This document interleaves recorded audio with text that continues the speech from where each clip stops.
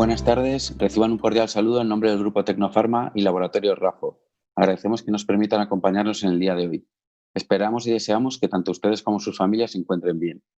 Y en este evento contamos con la presencia de asistentes de todos los países de Latinoamérica, como Colombia, Chile, Argentina, Perú, México, Uruguay, Brasil, Centroamérica, europeos como España, Francia o Alemania, e incluso de Estados Unidos, lo que sin duda refuerza la importancia del papel del psiquiatra en el manejo de esta pandemia.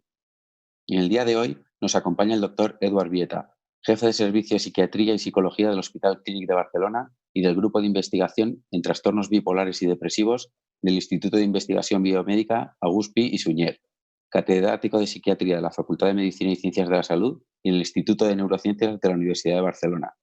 Ejerce además como director científico del Centro de Investigación Biomédica en Red de Salud Mental y ha centrado su actividad investigadora en el estudio de las causas y el tratamiento farmacológico y psicológico del trastorno bipolar y la depresión.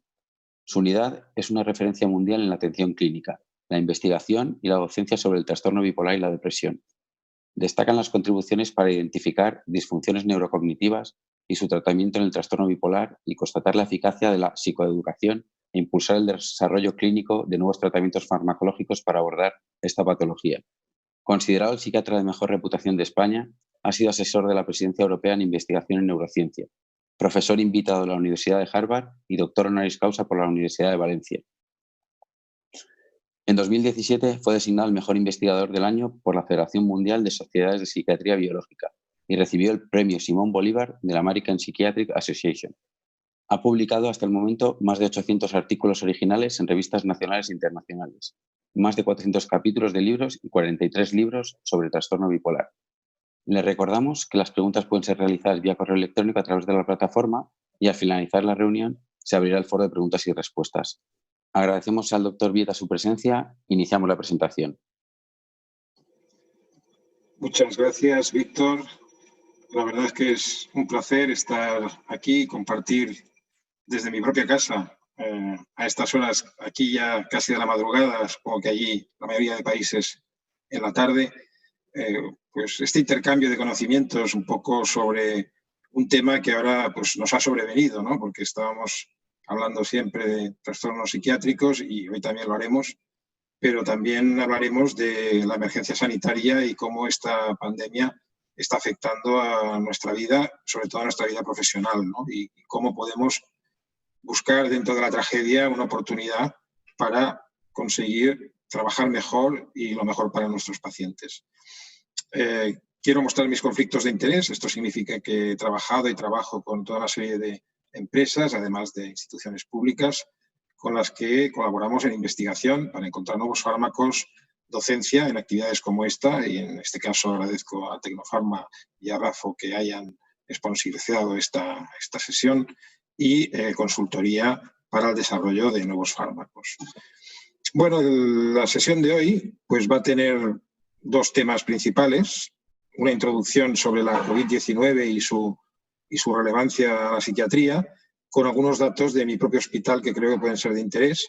Nosotros, al fin y al cabo, estamos un poco por delante, en un sentido negativo, en este caso, en cuanto a la pandemia. Empezó en China y desde Asia se fue trasladando a Europa y después a América, con lo cual aquí afortunadamente ya hemos superado el pico, estamos ya en fase de desescalado, pero evidentemente en la mayor parte de países de Latinoamérica la situación es un poco distinta, no hay las cifras de infectados y de mortalidad que hemos tenido aquí, pero es vital prevenir que eso ocurra, ¿no? Y la segunda parte, pues brevemente voy a explicar un poco, en el caso específico del trastorno bipolar, cómo afecta esta situación y qué podemos hacer para prevenir las complicaciones de estas circunstancias. Y al final, pues tendremos bastante tiempo para contestar preguntas, aunque han ido llegando ya algunas, ¿no? Antes de empezar, y creo que tenemos bastantes. Haré lo posible por contestar todas las que pueda. Intentaré ser breve en las respuestas. Bueno, empezaremos entonces con lo que es la COVID-19. No voy a entrar en detalles de la enfermedad infecciosa, seguramente ya la conocen, estamos bombardeados, pero sí da algunos datos relevantes para la psiquiatría. Por ejemplo, en este gráfico pues podemos ver el impacto del coronavirus en distintos órganos, y hay que decir que es un virus que es la primera vez que ataca al ser humano y por tanto no había una inmunidad previa, y eso es lo que está generando esta pandemia y esta ola de contagios tan importante. Y además empezamos a saber que afecta a muchos órganos. Seguramente si tuviéramos una inmunidad menos parcial, como ocurre con la gripe u otras infecciones, pues no sería tan dramático. Pero realmente en lo que atañe, por ejemplo, al cerebro y al sistema nervioso central, hay síntomas muy comunes que tienen que ver con el sistema nervioso. Por ejemplo, uno muy característico es la anosmia. La anosmia saben que es la pérdida del sentido del olfato. La gente normalmente reconoce la anosmia porque lo que nota es una alteración del sabor de la comida o pierde completamente el sabor de la comida. Y eso ocurre porque en realidad cuando notamos el sabor, particularmente utilizamos las neuronas del bulbo olfatorio y es a través de la nariz y del olfato que percibimos el sabor, el gusto de los alimentos. Mientras que lo que es realmente el gusto, estrictamente hablando, es percibido por la lengua y eso no está afectado. Pero hemos visto incluso casos pues, de afectación neurológica importante. No son muy comunes, pero pueden dar síntomas también comunes, sí que pueden ser las mialgias, la cefalea es muy común, la fatiga, por supuesto, pero también se puede dar en algún caso incluso pues, cuadros de encefalitis. Se ha producido encefalitis de distintos tipos. Una podría ser más directamente causada por el propio virus, otras formas podrían ser por la tormenta de citoquinas, la respuesta inmunológica, que dan una forma distinta, e incluso se han visto casos de síndrome de Guillain-Barré. Ahora bien, en principio, lo más común es simplemente tener esos síntomas que hemos comentado que tienen que ver con el sistema nervioso. Y estamos con la expectativa de ver si hasta cierto punto puede ocasionar también síndromes psiquiátricos. Bueno, en España, como decía, hemos pasado una situación muy grave. En este gráfico lo que les muestro creo que son las cifras más fiables porque hay un problema con, creo que todos saben, con el contagio de los pacientes infectados y con el contagio de la mortalidad. Parece mentira, ¿no? Porque la mortalidad normalmente es una variable dura. Uno sabe normalmente o está vivo o está muerto, ¿no? Pero desgraciadamente en este caso es complicado porque como ha faltado básicamente dos cosas, que es el problema seguro que también tienen ahí, que es protecciones, lo que llamamos EPIs, son protecciones individuales, sistemas de protección como lo que llamamos aquí mascarillas. Tienen otros nombres en sus países, pero básicamente es la protección bucal. Y la otra cosa que ha fallado es disponer de test, en este caso la prueba de la cadena de la polimerasa, la prueba de la reacción de polimerasa, que es la PCR. La PCR es una medida de la presencia del virus y es la más fiable. Luego hay pruebas serológicas que son ya para ver la inmunidad. La falta de esos test hace que en muchos países las cifras, comenzando por China, las cifras de infectados no sean creíbles porque realmente no se hicieron test a todos. Y en España pasó lo mismo. Por eso el gráfico que muestro aquí y que tiene que ver con la mortalidad y separar, si no se habían hecho test, los fallecidos no contaban como fallecidos por COVID, también era engañoso. Y este gráfico, yo aconsejo que hagan esto en todos sus países, por lo menos los responsables, es medir la diferencia entre el año anterior y el año presente y ver la diferencia de mortalidad. Y con eso uno, aunque no haya hecho test a una persona que ha muerto en su casa o en una residencia de ancianos o en algún otro sitio, que muchos no han recibido el test y solo lo han hecho los de los hospitales, la diferencia de mortalidad es prácticamente toda atribuible a la pandemia, al coronavirus. Por tanto, generalmente la mortalidad en un país es una cifra que puede variar, pero bastante estable, y si comparamos pues, 2019, en este caso en España, porque el primer caso se reportó a finales de enero, 2019 con 2020, pues vemos esa curva, ese pico increíble de muertos que desgraciadamente se han dado en nuestro país. Nuestro hospital, el Hospital Clínic, es un hospital muy conocido porque es líder en España no solo a nivel asistencial, sino en docencia e investigación. Tenemos una buena sanidad, tenemos un sistema sanitario público, pero nadie está preparado para una cosa así, y menos en cuanto a lo que son camas de UCI.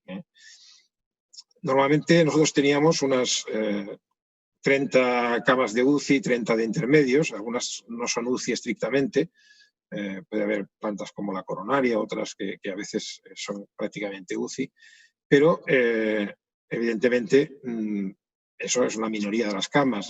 El total de nuestro hospital tiene 800 camas y la mayoría, pues, por ejemplo, 24 de ellas son de psiquiatría de adultos y 22 de niños, ¿no? Y adolescentes. Bueno, pues estas son las cifras en el Clinic. Aquí tenemos un gráfico que quizá no lo vean del todo bien, pero que lo voy a contar. La línea más alta es el total de pacientes ingresados por COVID. O sea, el hospital, claro, tiene habitualmente prácticamente el 90% de las camas ocupadas antes de que existiera esta pandemia. Fíjense que el COVID ocupó prácticamente todo el hospital. Si no lo ocupó todo, fue porque tuvimos que abrir una sede paralela, que es un hotel, y eso lo llamamos el Hotel Salud, aquí lo ven en catalán, por eso es con T final, pero el Hotel Salud empieza ya a partir de cierto punto, cuando vemos que el hospital va a quedar desbordado a finales de marzo, abrimos el Hotel Salud, mandamos médicos, enfermeras y personal allí, y allí ponemos a los pacientes COVID positivos que no están para ir a una UCI, porque están razonablemente bien o porque desafortunadamente no son pacientes que si enferman sean para aplicar respiración asistida por las patologías previas y porque el pronóstico es ya malo. Y lo que pueden ver son las cifras de crecimiento de hospitalización en plantas, de hospitalización en UCIs, y todo eso, pues, como si fuera duplicado el hospital, y las UCIs triplicadas.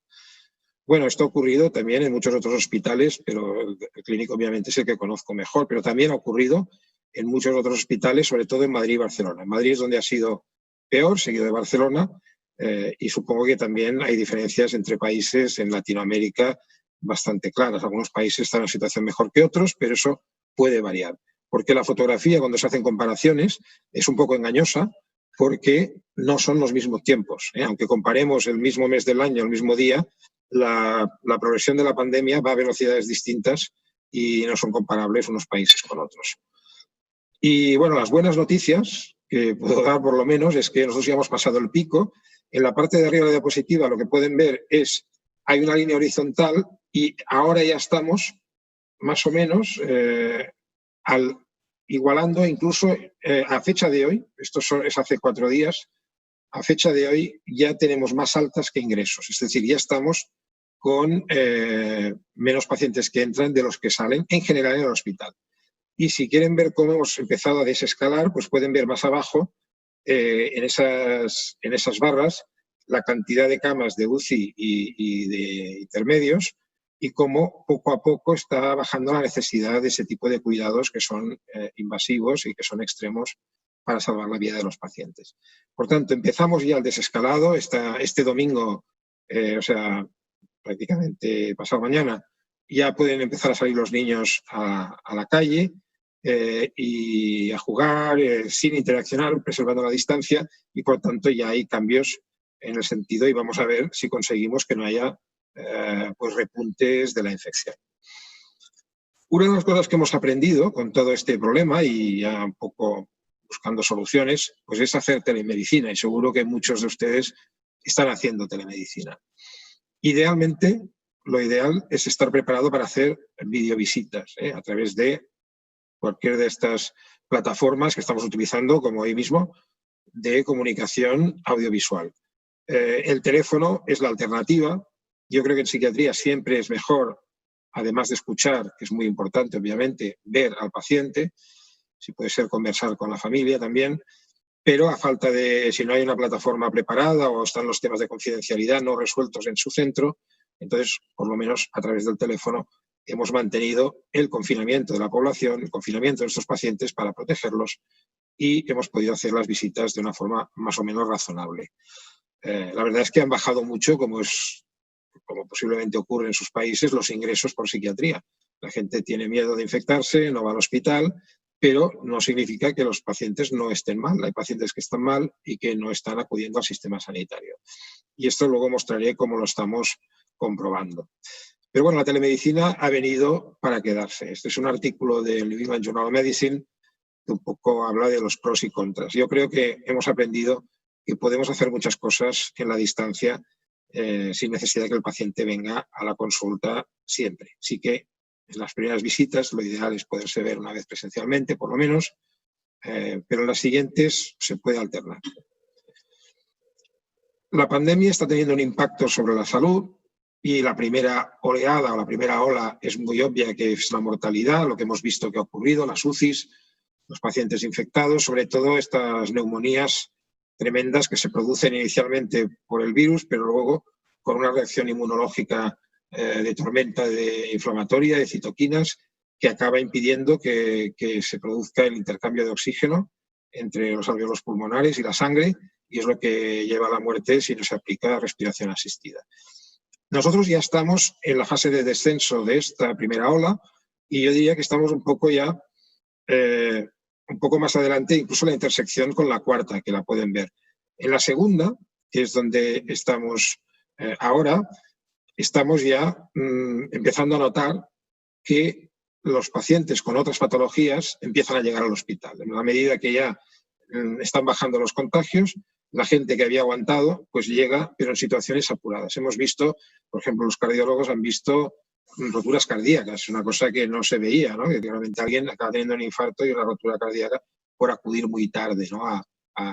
O ictus muy avanzados, hemorragias graves, o en el caso de la psiquiatría estamos viendo suicidios consumados y estamos viendo episodios psicóticos mucho más graves. O sea que la gente se ha restringido, pero las enfermedades siguen. La tercera ola es el impacto sobre los pacientes crónicos, que veremos también más tarde.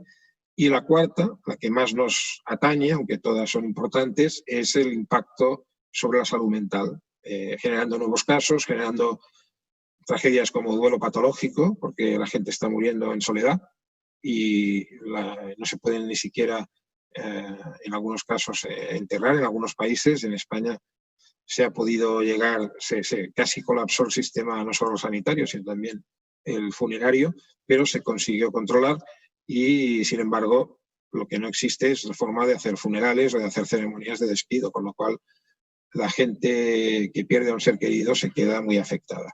Y el impacto sobre los profesionales sanitarios, porque se han expuesto a un estrés tremendo en muchos sentidos, en el sentido del riesgo de contagio, del riesgo de contagiar a su familia, de las horas de trabajo, de los turnos interminables, de ver morir a mucha gente y de ser los acompañantes de esas personas, ¿no?, desconocidas. Bueno, la segunda parte de la presentación tiene que ver un poco en esa parte, el impacto, sobre todo en los pacientes psiquiátricos y en este caso, porque sería, si no, muy largo, ¿no? Quizá habrá ocasión en algún otro momento de hablar de otras patologías, pero en el trastorno bipolar en concreto me gustaría comentar algunas cosas de lo que hemos observado. Los pacientes, bueno, aparte de lo que voy a contar, está escrito en un artículo para Wikijournal, que es una revista de peer review abierto, yo creo que es muy interesante. Los revisores son los propios lectores, no unos expertos concretos. Y allí, entre varios autores, hemos pues analizado todo el posible impacto sobre los pacientes bipolares. Algunas de las cosas que merece la pena comentar, pues es que hemos visto, como decía antes, menos ingresos en las unidades de agudos, aparentemente menos manías, menos depresiones, pero sabemos que están ocurriendo y lo que hemos hecho es atenderlas de otra manera, que luego contaré. Por ejemplo, más interconsulta, tener pacientes ingresados en el hospital, pero al estar infectados, pues en salas que no son de psiquiatría, para preservar la sala de psiquiatría, lo que llamamos limpia. El hospital se ha dividido en zonas sucias y limpias y es muy importante no mezclar las zonas sucias con las limpias. Hablamos de sucia cuando es COVID positiva, hablamos de limpia cuando es COVID negativa. Y la otra estrategia que hemos usado mucho es la hospitalización a domicilio, que no es lo mismo que la atención domiciliaria. La atención domiciliaria puede ser simplemente para administrar una medicación o para comprobar que el paciente está más o menos bien. La hospitalización a domicilio es realmente muy parecida a la hospitalización en el hospital. Es verdad que los pacientes pueden ser un poco menos graves y con mayor conciencia de enfermedad no puedes tener una hospitalización a domicilio que sea un ingreso involuntario, pero sí puedes tener pacientes graves si hay un cierto soporte social, si está la familia con el paciente y si el paciente más o menos está dispuesto a tomar el tratamiento. Y en este sentido lo que hacemos es ir a casa del paciente, ¿no? Luego hemos hecho mucha telemedicina, estamos haciendo mucha telemedicina, es decir, llamadas telefónicas, videoconferencias, chat, cualquier medio que permita comunicarse a distancia con los pacientes. Y bueno, el confinamiento en sí es origen de problemas de trastornos mentales y en el caso de los pacientes bipolares sabemos que son muy sensibles y vulnerables a los cambios del ritmo circadiano y el confinamiento altera el ritmo circadiano. Muchas personas acaban yendo a dormir más tarde, se conectan a a horas inoportunas a internet o a través de chats, o cambian su ritmo, cambian porque la vida es muy diferente en confinamiento y alteran el sueño, están más horas con pantallas y eso provoca insomnio, y vemos más episodios de depresión, más depresión bipolar, pero también por el aislamiento social que puede suponer. Los casos de manía pues también se dan y son complicados, son de los pocos casos que han seguido viniendo al hospital, a urgencias, han sido casos de manía, y vemos problemas de adherencia al tratamiento. Hay pacientes que no consiguen la medicación o que no recuerdan tomarla o que, como decíamos, alteran sus costumbres. Y luego la patología dual. Los pacientes bipolares tienen mucha comorbilidad con otras patologías, especialmente adicciones, y están ocurriendo pues, cambios en las adicciones, porque hay sustancias que no están accesibles y que los pacientes no acceden a ellas y pueden tener síndromes de abstinencia o descompensaciones por la falta de esa sustancia que tomaban anteriormente, y al contrario, ciertas sustancias que son accesibles, como el alcohol o el tabaco, están siendo consumidas con mucha más asiduidad y cantidad. Bueno, otra cosa que hay que hacer es evaluar los tratamientos. Tenemos que poder hacer pues niveles de fármacos, de optimizantes, de litio, valproato, carbamazepina, otras sustancias, administrar inyectables. Todo eso se ha complicado a través del confinamiento y a través de las medidas. Y lo estamos haciendo nuevamente a través de la hospitalización a domicilio y la interconsulta. Y luego una cosa que creo que es importante es el tema de las interacciones. En el caso de tener una infección por coronavirus, se están dando muchos tratamientos diversos, como seguro que conocen. La mayoría son tratamientos con base solo teórica o empírica, sin ensayos clínicos controlados todavía. Empiezan ahora a salir algunos ensayos, pero se han hecho estudios observacionales que se contradicen entre sí. Por ejemplo, la hidroxicloroquina, que es un tratamiento que se ha utilizado muchísimo, ahora está muy cuestionada, porque no es un fármaco libre de efectos adversos y se han producido algunos efectos cardiológicos, incluso alguna muerte. De forma que es un tratamiento que habría que estar más seguro de que realmente tiene una acción efectiva en la prevención de la infección por coronavirus antes de administrarlo. Además, es un fármaco que puede aumentar los niveles de ciertos fármacos como antipsicóticos tradicionales, fenotiacinas, por ejemplo, y luego a otros tratamientos como el atazanavir o el liponavir o algunos de esos antivirales que aumentan niveles también de algunas sustancias, de algunos fármacos que usamos mucho en el trastorno bipolar, como quetiapina, como ciprasidona, como pivocide, como lurasidona. Especialmente quetiapina aumenta mucho los niveles y por tanto hay que, incluso en Europa se contraindica la combinación de estos fármacos con quetiapina. Pero evidentemente en los demás pacientes la podemos seguir usando perfectamente, y en América más bien lo que se hace es aconsejar bajar las dosis porque los niveles pueden subir mucho. Pero eso solo en caso de que se esté utilizando estos antivirales que son experimentales a día de hoy. Otro problema es el alargamiento del QT, que también producen estos fármacos. Por tanto, hay que conocer bien las interacciones y cómo manejar los tratamientos para no causar problemas y para poder prescribir lo que es más adecuado en cada circunstancia. Otro tema es cómo hacemos intervenciones psicológicas. Nosotros somos pioneros en la administración de psicoeducación en el trastorno bipolar y lo hacemos en un formato de grupo. Ahora mismo está siendo complicado hacer grupos porque hay que preservar la confidencialidad, los grupos pueden grabarse, no conviene que la gente... una terapia individual todavía es más factible, pero una terapia de grupo es complicada a través de la telemedicina. Bueno, estas son circunstancias que rodean al tratamiento y al manejo del paciente bipolar. Nosotros estamos usando con éxito una aplicación, se llama Simple, y con E minúscula porque es un eHealth, recurso eHealth. Es una aplicación que es gratuita, aunque se necesitan unos códigos de acceso para poderla utilizar, los damos a los pacientes, y la aplicación monitorea el estado mental, el estado anímico, la irritabilidad, el sueño, un montón de variables, incluso puede recoger variables pasivas si el paciente lo desea, no solo las que él, digamos, rellena por sí mismo, sino las que puede recoger el dispositivo, y con eso envía mensajes al propio paciente y si el paciente lo autoriza nos envía la información a nosotros también de cómo está y le puede dar un consejo de que vaya a ver a su médico o que llame a su médico en caso de que algo vaya mal. La otra cosa que he mencionado como muy importante es la hospitalización a domicilio, y eso Pues aquí les muestro un poco el vehículo. Tenemos un vehículo en el hospital para asociación a domicilio de salud mental y tenemos 12 más para medicina que se están utilizando ahora. Se ha ampliado toda digamos, la cuota de vehículos y la doctora que viene ahí en la diapositiva es la doctora Garriga, que es la responsable de afiliación a domicilio de salud mental y es la que está haciendo un poco todo ese trabajo de ir a ver a los pacientes a su casa y manejarlos junto con un personal de enfermería especializado en esta actividad. Esto hemos publicado en Acta Psiquiátrica Escandinávia un artículo para que sepan un poco, si les interesa, cómo se puede realizar esta actividad. Y lo último que quería comentar es algo que anticipaba antes, que es que estamos viendo cambios, estamos viendo menos intentos de suicidio, parece que la gente se contiene o quizá interaccionan menos. Una de las causas comunes de intentos son frustraciones sentimentales, igual las personas ahora mismo es un poco más difícil que tengan interacción salvo con la familia de origen, pero es cierto que, sin embargo, están aumentando los suicidios consumados. O sea que hay riesgos de suicidio porque hay aislamiento, porque hay menos acceso a actividades comunitarias y sociales, porque hay dificultades para acceder a ciertos tratamientos, problemas de adherencia, problemas físicos, en fin. En Estados Unidos ha aumentado la venta de armas, como si el virus se pudiera matar con un arma, y eso favorece que pueda haber más suicidios. Y evidentemente también hay oportunidades para la prevención.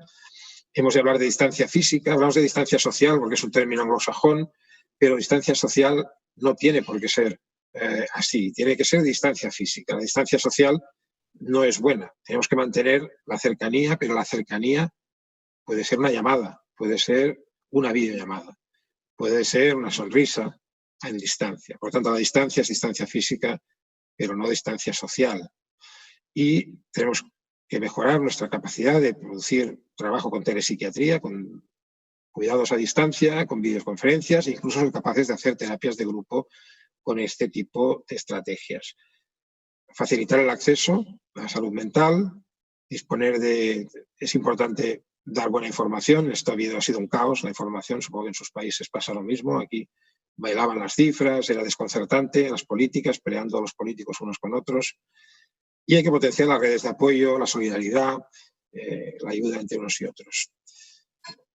Bueno, en este punto yo creo que es importante dar paso a sus opiniones, a sus preguntas. Me consta que hay muchas y quiero realmente disponer de tiempo para por lo menos contestar a una buena parte de ellas. Así que muchísimas gracias por la atención y abierto a... Podría contar muchas más cosas, pero creo que era importante sintetizar en media hora y dar la oportunidad a que hagan ustedes las preguntas. Gracias. Muchísimas gracias, doctor Vieta, por su brillante exposición. Realmente la ponencia ha generado muchísimo interés. Tenemos más de 1.200 conectados, que es un número espectacular. Así que le damos las gracias en nombre del Grupo Tecnofarma y Laboratorio Rafo. Y como usted bien comentaba, damos paso a algunas de las numerosas preguntas que tenemos. Nos pregunta la doctora González, desde Uruguay, si considera que puede haber un importante aumento en la incidencia de trastorno por estrés postraumático cuando pase el periodo más agudo del COVID. Pues sí, no tengo ninguna duda de que eso va a ocurrir. Y además, tristemente, también va a ocurrir entre los profesionales sanitarios, porque el nivel de estrés que se ha padecido, el otro día hablaba yo en el hospital con una estudiante, porque incluso los estudiantes los hemos reclutado para ayudarnos, y ha sido como una inundación, una implosión. Y me dice, ostras, esto de ser médico es terrible. Y dije, en parte orgullosa, ¿no? Pero en parte también impresionada por el nivel de estrés. Y bueno, ya le expliqué, digo, esto es una cosa excepcional que se vive una vez en la vida y que por suerte esperamos que venceremos y que será historia, ¿no? Y algún día será historia esto. Pero sí, lo veremos entre profesionales sanitarios, lo veremos entre pacientes, lo veremos entre familias. Estas familias, combinado el estrés postraumático con el dolor patológico, y en los profesionales combinado con burnout, ¿no? Con el síndrome de estar quemado. Y creo que tenemos que estar preparados. O sea, lo que tenemos que hacer ya es los psiquiatras ir preparando, formando gente para estas patologías que van a ser más importantes en la era post-COVID que antes. Y a lo mejor otras cosas, pues seguirlas haciendo, pero estar seguros de que tenemos capacidad, como han tenido nuestros colegas intensivistas infectólogos, de responder a una oleada, yo creo, de problemas relacionados con estrés y con estrés postraumático. La doctora Teresa Agüero, desde Paraguay, nos pregunta sobre las sugerencias del manejo correcto del paciente con trastorno bipolar que se encuentra en una crisis. Bueno, ahora mismo el problema que tenemos para estos pacientes no está tanto en urgencias, porque ya no tenemos las urgencias completamente colapsadas como hace 4 semanas, pero sí lo tenemos para ingresar al paciente, porque lo tenemos que mantener en la zona de urgencias, que lo llamamos zona sucia. En urgencias los pacientes llegan de la calle y no saben si son positivos o negativos, y lo primero que se hace es una prueba de PCR, pero eso tarda un tiempo. Ahora mismo nuestro hospital ha desarrollado un sistema que acorta el tiempo a 2 horas, pero hasta ahora era un mínimo de 8 horas. Y eso lo que acaba causando es que tienes que tener al paciente en espera, sin saber si es positivo o negativo. Pero luego, si lo tienes que ingresar, si es positivo, lo tienes que ingresar en una sala COVID positiva. Y esas salas no son salas de psiquiatría, no están preparadas como una sala de psiquiatría ni el personal tan preparado. Y eso lo estamos atendiendo a través del dispositivo, la sección de interconsulta y psiquiatría de enlace. Y estas personas van preparadas para ver al paciente y atenderlo allí. Y por otra parte, si es negativo, lo podemos poner en nuestra sala de psiquiatría, que hemos preservado que sea negativa, y entonces ahí sí estamos preparados para eso. Pero es complicado, hay que utilizar pues a veces tratamientos más sedantes y dosis más altas para conseguir que el paciente sea menos disruptivo en una sala si es COVID positivo. El doctor Juan Sadía, de Argentina, nos pregunta cómo cree usted que impactará el COVID-19 en el mediano y largo plazo en los trastornos afectivos. Bueno, pues creo que tendremos más depresiones unipolares, más depresiones bipolares, porque los bipolares pues yo creo que van a tener algunos episodios también más manías. Y por otra parte, temo también que pueda existir, ahora no lo sabemos, que el propio virus pueda causar patología directamente, ¿no? Igual que tiene un cierto neurotropismo y puede afectar a lo que es el bulbo olfatorio y alterar la percepción en ciertos sentidos, pues también podría causar en algún caso mayor vulnerabilidad para alguna patología, o que las mujeres embarazadas, que de entrada parece que el virus no pasa al feto, pero sabemos que coincidiendo con pandemias después puede haber más incidencia de psicosis afectivas. Creo que es un mundo abierto, no quiero alarmar a nadie, creo que estamos en una situación alarmante ya de por sí, pero tenemos que mantener la serenidad y la solidaridad entre nosotros. Y sí, pues creo que va a ser difícil y creo que va a haber, pero vamos a tener que utilizar todos los recursos, nuestros recursos, que son los fármacos, por supuesto, y también la psicoterapia, sea presencial o a distancia. Doctor, al hilo de esta pregunta, nos preguntan desde Perú si usted considera que cuando pase la pandemia se debería adoptar algún cambio en el tratamiento de los trastornos afectivos. A ver, más que... No, yo creo que las enfermedades por ahora van a ser probablemente las mismas, y lo que va a cambiar es que van a aumentar los casos, y posiblemente de lo que más va a aumentar son los trastornos de ansiedad, los afectivos. También los obsesivos, porque una enfermedad infecciosa empeora mucho la obsesividad por la limpieza, ¿no? Y también empeorarán las agorafobias. Ya tenemos varios casos de personas que habíamos mejorado mucho con tratamiento y ahora con el confinamiento ya han retrocedido, ¿no? Pero los afectivos también, por supuesto. Entonces, a ver, yo lo que espero, creo que hay que prepararse mucho para los duelos complicados. O sea, para personas, porque aquí se dan más cosas. Se da la muerte de un ser querido, pero se da la muerte en unas circunstancias terribles. En algunos casos, incluso en algunas residencias de ancianos, pues como unas muertes epidémicas, ¿no? Muertes en masa. Y además se da la circunstancia de que no se puede a veces estar presente, ¿no? en despedirse de la persona, y ni siquiera hacerle una despedida tampoco, un funeral, un entierro, como Dios manda, ¿no? En el sentido de que los amigos, los conocidos, todos puedan reunirse, darse el pésame. Eso va a facilitar que mucha gente viva muy mal y se enferme, ¿no? Es una forma de enfermar, ¿no? El duelo patológico. Y creo que tenemos que estar preparados para eso. Y el duelo patológico es difícil, no es tan fácil de tratar. Bueno, fácil no hay nada, pero como la depresión unipolar o incluso la depresión bipolar, que al final tenemos instrumentos para tratarla y aunque no sea fácil, lo conseguimos, ¿no? El duelo patológico requiere altas dosis de psicoterapia combinada con farmacoterapia, distinguirlo bien del duelo normal, pero hay muchas razones para pensar que habrá mayor prevalencia y yo creo que hay que recurrir a los tratamientos que ya conocemos para cada cosa. Gracias, doctor. Nos pregunta la doctora Ana Iris Benítez, desde Paraguay, ¿cuál sería la medicación indicada en trastorno bipolar comórbido con trastorno borderline de la personalidad y por cuánto tiempo? Bueno, la primera pregunta que siempre hay que hacerse, y seguro que la doctora se la ha hecho, es si realmente hay una comorbilidad o no, ¿no? Porque a veces yo siempre aconsejo que el trastorno de personalidad se diagnostique en un momento en que si hay un trastorno bipolar esté compensado, ¿no? Porque si no, las hipomanías hacen parecer, pues a la gente, a las mujeres las hacen parecer más histriónicas, a los hombres más psicópatas, antisociales, digamos por generalizar un poco, confunden, ¿no? Y a todos nos hacen parecer límites, ¿no? Y más una hipomanía mixta, ¿no? Que los hace muy irritables, ¿no? La hipomanía mixta no se diagnostica y, sin embargo, el trastorno límite se diagnostica mucho. Dicho esto, es evidente que existen pacientes que tienen trastorno bipolar y trastorno límite. Muchos de ellos, además, tienen patología dual, es decir, adicciones asociadas. Y yo creo que ahí lo que hay que hacer es hacer un tratamiento integral, buscar los fármacos y las intervenciones psicológicas que toquen un poco todos los aspectos dimensionales. Yo soy muy partidario del diagnóstico categorial para diagnosticar, para transmitir lo que vamos a hacer a los pacientes, a sus familias, pero luego el tratamiento acaba siendo un poco dimensional.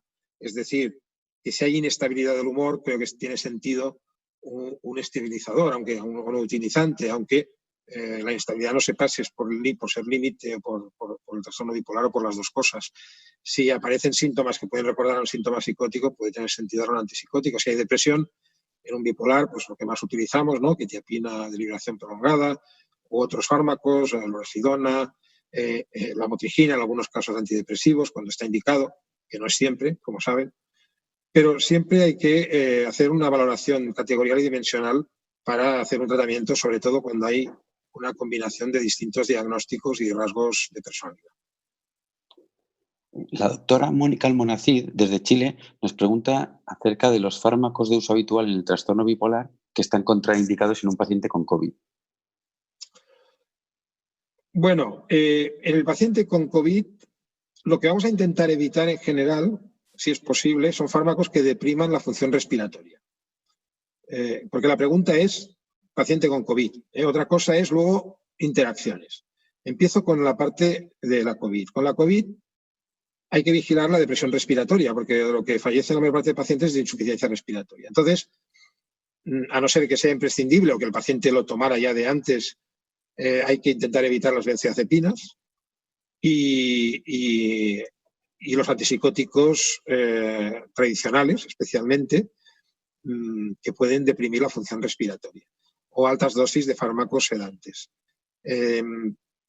Si hablamos de COVID tratada, si está tratada con ciertos antivirales, antes he comentado alguno de ellos, ¿no? O con hidroxicloroquina, puede haber aumentos de niveles de algunos fármacos, por ejemplo, quetiapina o lurasidona, que son fármacos que usamos en depresión bipolar. Por tanto, hay que vigilar la interacción. Si se vigilan los niveles, es posible, es manejable. Si hubiera que introducir el tratamiento en un paciente tratado con estos antivirales, creo que no sería el momento, habría que esperar para poner uno de estos fármacos un poco más adelante. Pero yo creo que raramente vamos a estar introduciendo fármacos psiquiátricos en un paciente que esté apurado respiratoriamente por la COVID. Por tanto, no es tan un problema de enfermedad, sino de vigilar un poco también esas interacciones, pero hay muchos tratamientos que no tienen interacciones, por tanto, dependerá. Una cosa importante, hablando de fármacos, es que los corticoides, que se usan mucho para esa tormenta de citoquinas cuando el paciente tiene esa sobrereacción inmunitaria, en los bipolares los descompensan mucho, sobre todo si se dan bolus, pueden producir cuadros maníacos, o sea que hay que ser prudente, es en el otro sentido, en el sentido de no empeorar el trastorno bipolar dando corticoides para la COVID. La doctora Ana Vázquez Nos pregunta acerca de cómo contener emocionalmente en casa durante la cuarentena a un paciente con trastorno bipolar. Bueno, si el paciente está bien, yo creo que es muy importante pues, que la familia y el paciente hayan recibido psicoeducación para que mantenga los ritmos circadianos, que no altere. Es que yo lo veo incluso con mis hijos, que se van a dormir tardísimo, ¿no? Están aquí confinados. O sea que la gente tiene tendencia a invertir su ritmo diurno si no tiene que madrugar, irse a dormir tarde.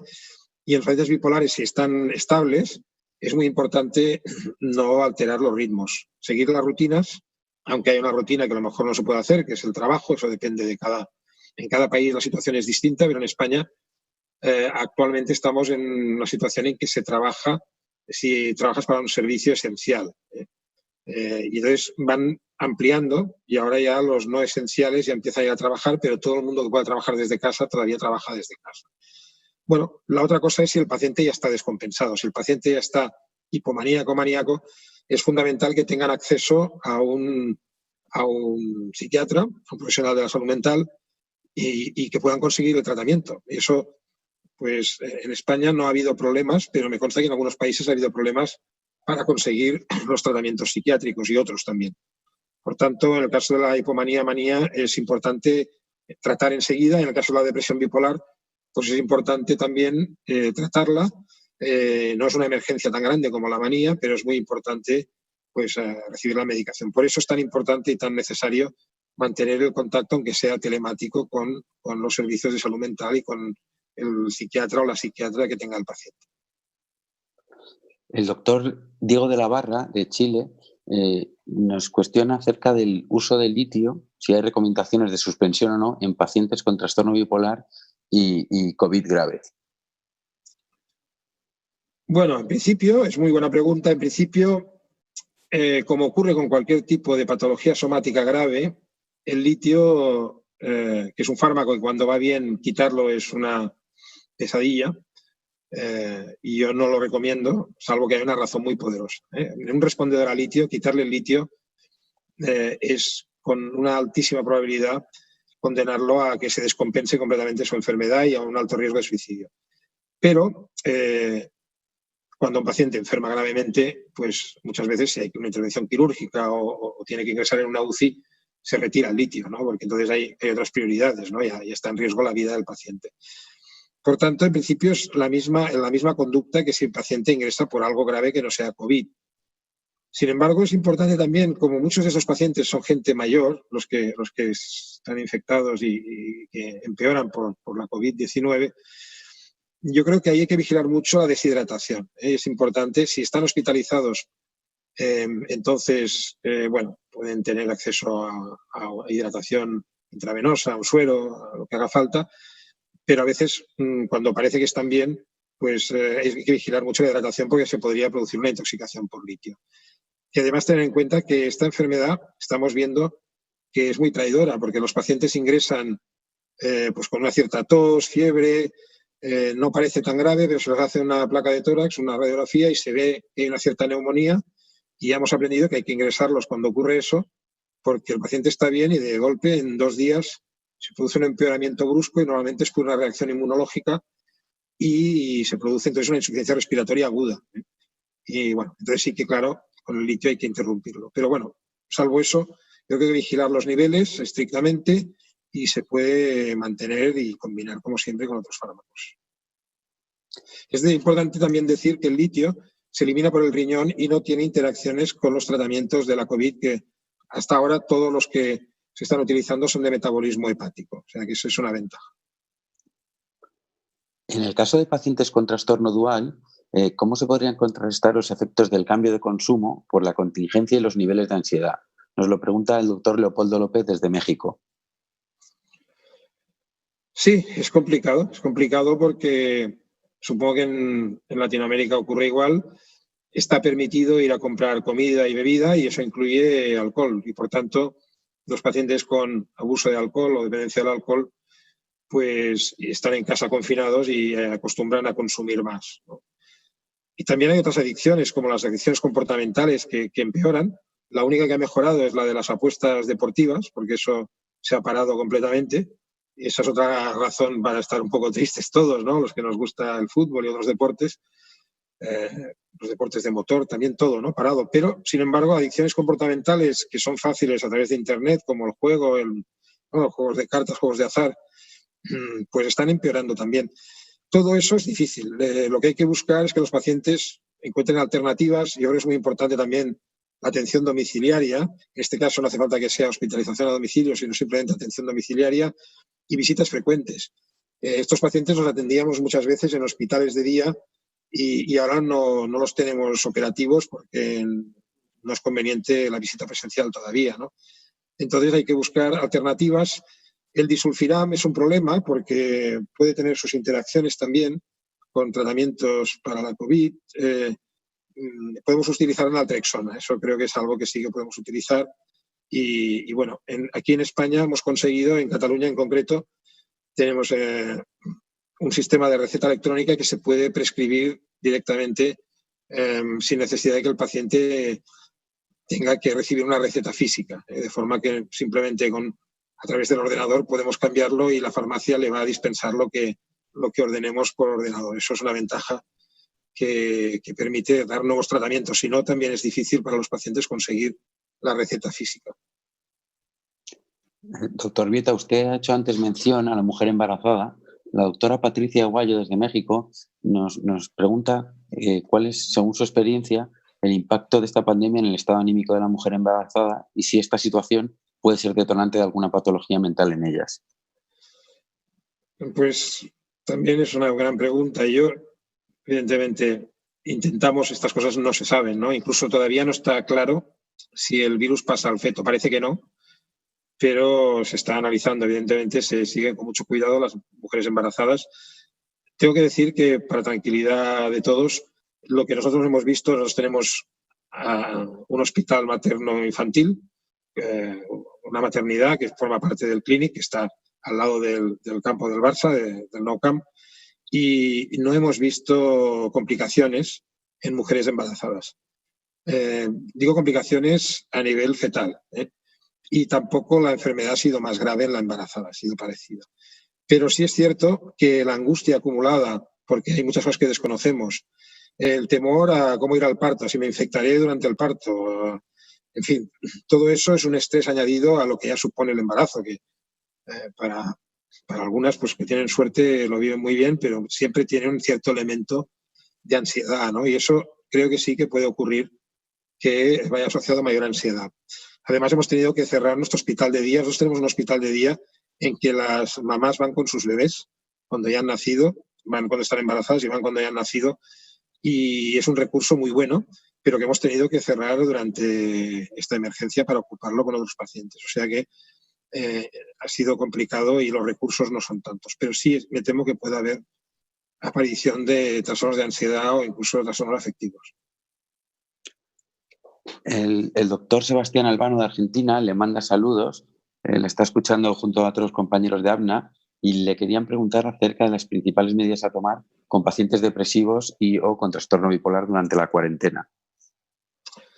Bueno, pues nada, un saludo y un abrazo a todos los amigos de ABNA, a Sebastián, a Mariana y a todos.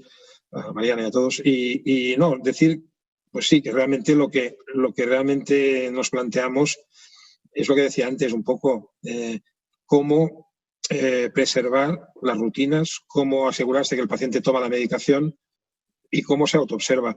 A nosotros nos ha ido muy bien la aplicación, tener una aplicación que si uno no tiene una aplicación para usarla y que el paciente vaya completando su estado diario, pues puede hacerlo también con un registro normal. Se les puede proporcionar un simple Excel y que vayan rellenando cada día cómo están de ánimo, cuántas horas han dormido, a qué hora han hecho las cosas, para mantener las rutinas y para comprobar que toman la medicación, ¿no? Que por lo menos lo reporten. Yo creo que eso, con una aplicación, es una forma más moderna y mejor, más técnica y más útil, ¿no?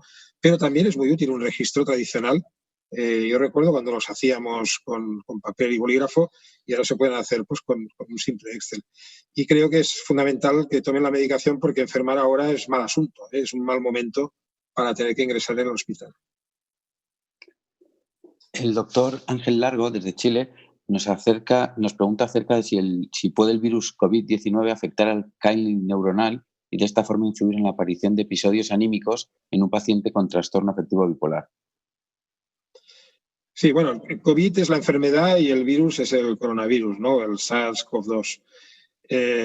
Todavía desconocemos un poco qué impacto puede tener. Existe tradicionalmente una literatura abundante sobre el impacto de las infecciones víricas sobre la aparición de trastornos mentales, incluso como factor epigenético, ¿no? Y sin duda es un campo abierto a la investigación. Ahora mismo yo me inclino sobre todo a pensar que lo que vamos a ver es el impacto del estrés agudo y crónico más que el impacto neurobiológico.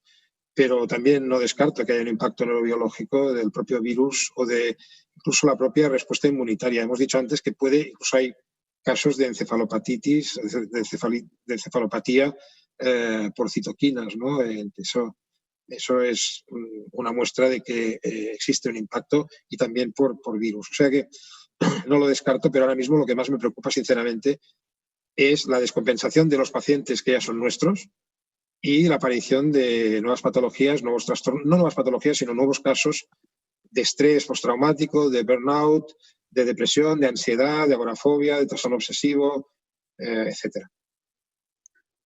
La doctora María de Cleva, de Argentina, le gustaría saber su opinión acerca del uso de estabilizadores en pacientes con trastorno bipolar y excitación psicomotriz, delirium comórbido con patología oncológica y COVID-19.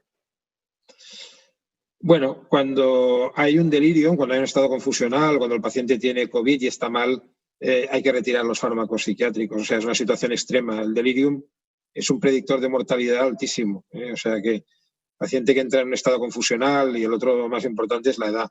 Un paciente de edad avanzada con un cuadro confusional, delirium, y que esté con COVID-19 y esté con algún estabilizador, hay que quitárselo. Lo más importante es preservar la salud física en ese momento, que además va a ser muy precaria, va a ser muy difícil que ese paciente se recupere, a no ser que tenga factores de buen pronóstico. Pero si está en insuficiencia respiratoria y es mayor y tiene un delirium, es una situación muy extrema.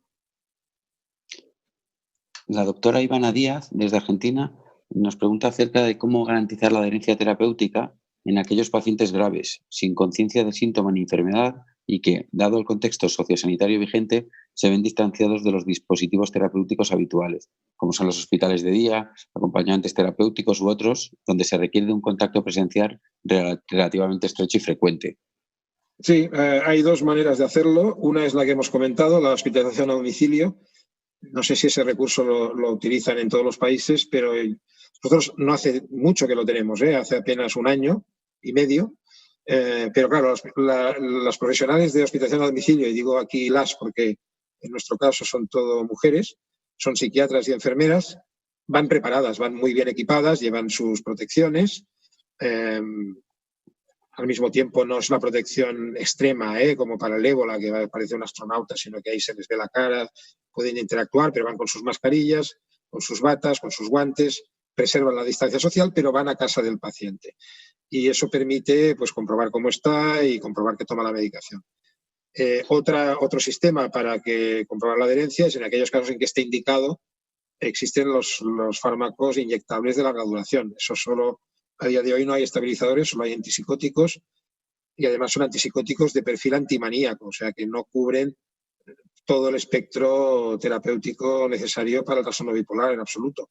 Pero sí hay un subgrupo de pacientes que se pueden beneficiar de esos tratamientos que tienen la ventaja de que garantizan por lo menos la adherencia durante un tiempo, o 2 semanas, 4 semanas, incluso 3 meses, si se ha administrado, ¿no? Y sabes que se ha administrado. Doctor Vieta, ¿qué recomendaría a los pacientes con depresión y ansiedad para un mejor sueño en la noche? La pregunta nos llega desde Perú, del doctor Boris Chicoma. Bueno, como decía, siempre las medidas menos intervencionistas, pero que muchas veces no son suficientes. O sea, lo primero es asegurarse que el paciente hace ejercicio durante el día, la gente si está en su casa, pues hace menos deporte, se mueve menos y eso pues puede influir en el sueño. Se alteran los hábitos dietéticos porque al final pues se comen cosas distintas y es importante dejar un tiempo entre la última comida y el ir a dormir, no consumir alcohol a última hora de la noche y sobre todo pues tener unos buenos hábitos de sueño, es decir, no estar viendo pantallas pues como estoy haciendo yo ahora mismo, ¿no? Cuando uno es tarde por la noche, no estar haciendo cosas que engañen y inhiban la melatonina como hábitos de sueño. Luego son hábitos saludables, pero eso a veces basta, pero muchas veces no. Entonces, si un paciente empieza a no dormir, sabemos muy bien que ese es un primer síntoma muchas veces de descompensación. Y entonces yo soy muy partidario de explorar otros síntomas y de buscar, si aparecen indicios de hipomanía, pues un tratamiento que sea un antipsicótico para truncar rápidamente la emergencia de síntomas hipomaníacos o maníacos. Y si aparecen síntomas depresivos, para mí entonces el tratamiento claro de elección es la quetiapina, ¿no? La quetiapina que puedes dar la deliberación prolongada o si es un tema de sueño, además de para su uso por la indicación en trastorno bipolar, puedes usar también la liberación inmediata o combinar las dos, ¿no? Pero evidentemente yo creo que hay que buscar fórmulas para atajar cualquier cambio en el ritmo de sueño porque eso puede suponer una alteración peor. El doctor Alexis Peña, desde República Dominicana, nos pregunta cómo relacionan las primigestas con trastornos bipolares con esta terrible pandemia y cuál es el protocolo de manejo en situaciones de intentos suicidas fallidos. Bueno, como decía antes, intentos de suicidio fallidos no hemos visto tantos. Lo que llamaríamos parasuicidios, que es lo que vemos más en la urgencia, ¿no? En mi hospital tenemos un promedio de 2 intentos de suicidio diarios que vemos en urgencias. O sea, de gente que es traída a urgencias por 2 intentos. La mayoría de estos intentos no son graves y muchos de ellos, pues, siempre están casi siempre en un contexto de alguna alteración del estado mental, pero muchas veces no son trastornos graves, sino que son situaciones interpersonales estresantes en personas vulnerables, con trastorno de personalidad, con ansiedad o con depresión. No tenemos que ingresar a la mayoría de ellos, ¿no? A veces ingresamos cuando hay un auténtico riesgo inmediato de suicidio. Y sí se están produciendo ahora más suicidios consumados porque al haber menos atención o menos atención presencial, posiblemente no hay nadie monitoreando esos indicios de suicidio consumado. Pero así todo, para prevenir lo que es la recidiva, los intentos de suicidio en general, pues lo que hay que hacer sobre todo es seguir muy de cerca a los pacientes de riesgo, ¿no? Y eso, a día de hoy, cuando hablamos de seguir muy de cerca es en el sentido de la frecuencia, no de la distancia, porque como ya he dicho muchas veces, la distancia física tiene que preservarse para evitar contagios. Por tanto, pacientes que vengan con intento de suicidio o que expresen ideación suicida, nosotros tenemos un sistema en Cataluña que se llama el código riesgo suicidio, que se activa cuando alguien llama o cuando alguien viene a urgencias o cuando pide ayuda por ideas o intento de suicidio. Y entonces eso se ha mantenido, pero a nivel telemático, llamando por teléfono o por videollamada. Desde Ecuador nos pregunta la doctora Vanessa Gorosabel si el aislamiento involuntario en pacientes con trastorno afectivo bipolar puede causar estados depresivos o el switch hacia manía si presentas un trastorno en el sueño en estos pacientes.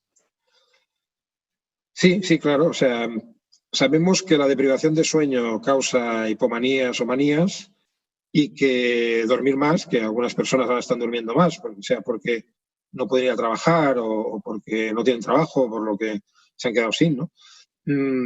Puede provocar depresión. O sea, el exceso de sueño tiende a la depresión, la carencia tiende a la manía, aunque esto no es 100% así, pero tiende a ser así. Y por tanto, lo que decía antes de hábitos de sueño, lo que decía antes de psicoeducación, un registro o la propia app, ¿no? Tomar nota de las horas sin obsesionarse, pero sí pedir a los pacientes que sean más estrictos que nunca en dormir las horas que toque, en evitar pues estar con el móvil o viendo televisión o cine, bueno, series hasta muy tarde en la noche es importante para la calidad de sueño.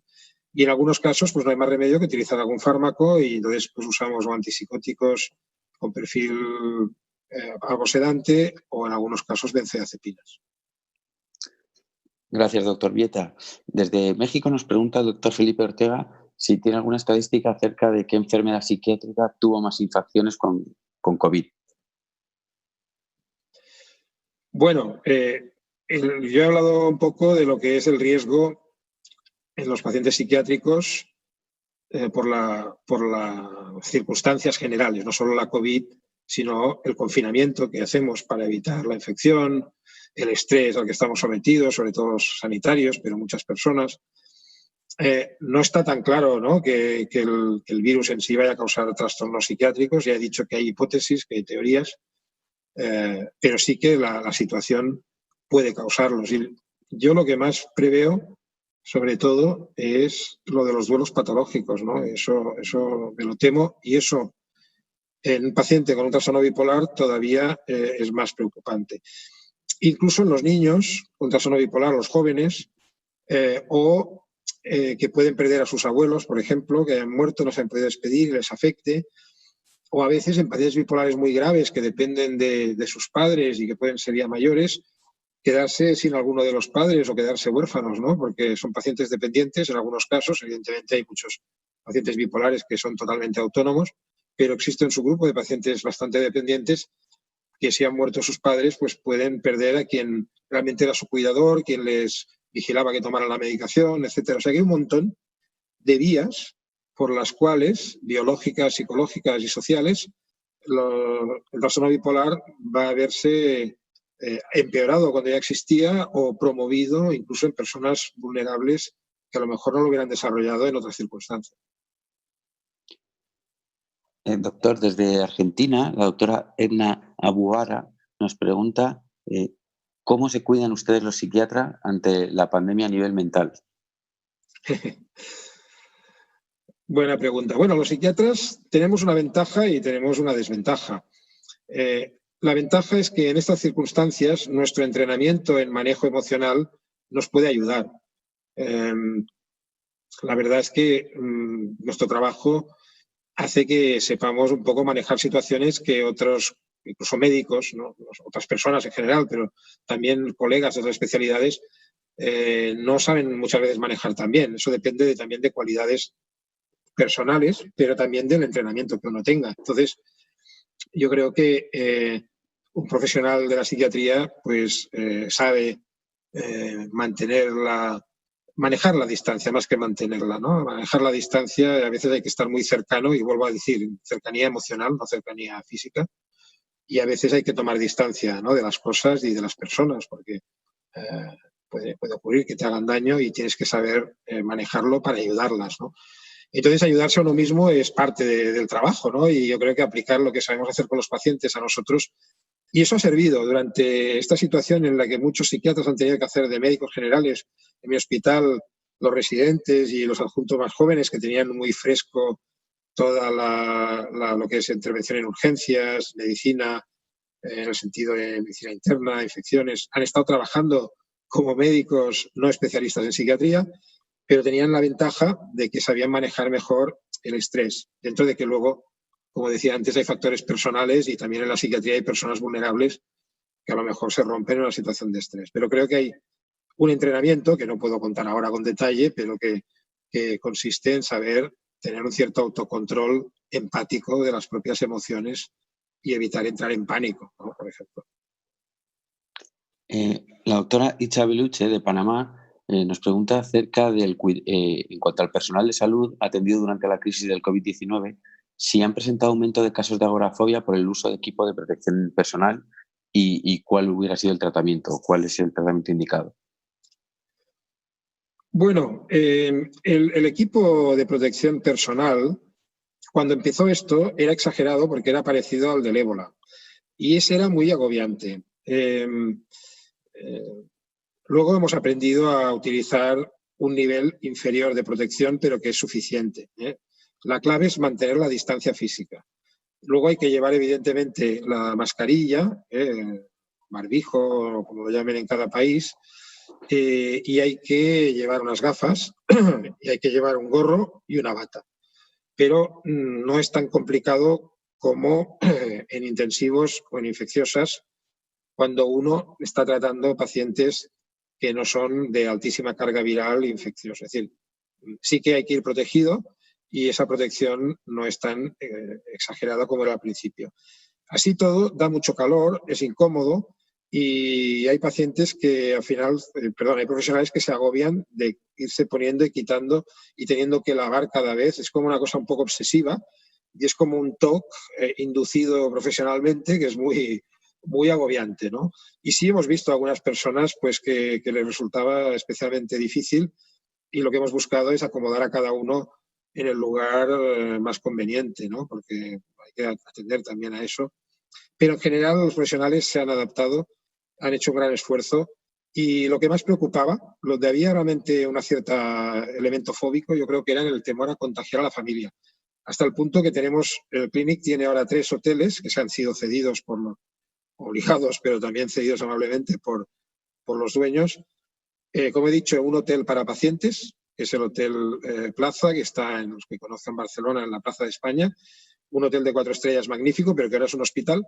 Pero luego hay 3 hoteles más que han servido para alojar a los sanitarios, enfermeras, médicos, todo el personal que está en contacto con pacientes, para evitarles desplazamientos, sobre todo los que viven lejos, y también tranquilizarles respecto al riesgo de contagiar a sus propias familias, sus hijos, etc. Y esto creo que es un sistema bueno para impedir o evitar mayores problemas. Y otro importante, como sabemos, cuando se escribió el trastorno por estrés postraumático, se hizo en el frente, ¿no? En la Primera y la Segunda Guerra Mundial. Y ya de la primera se aprendió que había que hacer turnos, que no se puede estar en el frente de forma permanente. Por tanto, se cambiaron turnos y se hacen turnos en el hospital de 12 horas, de forma que hay tiempo para descansar y no es como estar de guardia permanente y además se va rotando el lugar donde uno está trabajando de forma que no siempre está expuesto a lo más estresante. Muchas gracias, doctor Vieta. Vamos con las últimas preguntas. La doctora Virginia Boehm, desde Chile, nos pregunta acerca del impacto de la pandemia sobre el desarrollo de patología mental en niños y adolescentes. Bueno, pues viene a ser un poco, en parte, lo que hemos dicho ya para adultos, pero depende un poco de las circunstancias. Yo no soy psiquiatra infantil, pero sí que es verdad que como testigo en parte privilegiado he estado dirigiendo todo lo que es la organización de los servicios de neurociencias del Clinic, incluyendo la psiquiatría infantil de forma provisional, por baja de la persona que estaba al cargo. La verdad es que he visto cómo había que... Se ha trabajado muy bien, se han hecho cosas muy bien, pero es inevitable comprender que los niños confinados, por ejemplo, en sus casas, necesitan salir y cuando ya llevan muchísimas semanas, con algunos niños que ya tienen patologías como trastorno por déficit de atención con hiperactividad, es muy difícil contenerlos en casa. Los niños, sobre todo lo más complicado, son los niños con trastornos del espectro autista, que no entienden lo del confinamiento, no entienden lo de la epidemia, no entienden lo de protegerse, no entienden lo de no tocar las distancias, etc. Por tanto, en los niños con patologías previas es complicado y por eso se ha hecho una cierta presión al gobierno para que deje salir a los niños. Inicialmente hicieron como unos brazaletes para dejar salir a los niños con trastornos mentales acompañados de sus padres y no, pero sería algo negativo porque la gente no sabía que eran niños autorizados y a veces recibían gritos o insultos y era una situación que todavía era más extraña, ¿no? Otra cosa es que los niños sanos puedan desarrollar pues, trastornos de ansiedad a partir de esto o cambios después de acostumbrarse a estar en casa, dificultades para volver al colegio. Pero yo creo que eso será superable siempre que la era post-COVID no se alargue mucho, pero el problema de esto es que vamos a tener una temporada, y de esto podríamos hablar en otra ocasión, todo el desescalado, cómo van a ser las cosas en esta etapa intermedia, que va a ser todo el resto de este año por lo menos, en que las cosas no van a ser del todo normales todavía. Muchas gracias, doctor. El doctor Fernando Luna, desde Perú, nos pregunta acerca de lo que ha comentado usted antes de la telemedicina. ¿Cuáles serían los aspectos clave después de la pandemia en el manejo de pacientes con trastorno bipolar? Bueno, yo siempre digo, y hace muchos años que lo digo y lo practico, que la psiquiatría tiene que tecnificarse y tecnologizarse, perdonen el palabra. porque es verdad, se puede hacer de psiquiatra con una mesa y un par de sillas, ¿no? Incluso sin mesa, ¿no? Pero la tecnología es muy útil y no la aprovechamos suficientemente. Y por eso yo creo que todo lo que son aplicaciones, a día de hoy todo el mundo tiene un smartphone, todo el mundo tiene un teléfono inteligente. Quizá no en algunos países, pero es que incluso en países en que los medios económicos son limitados, muchísima gente tiene.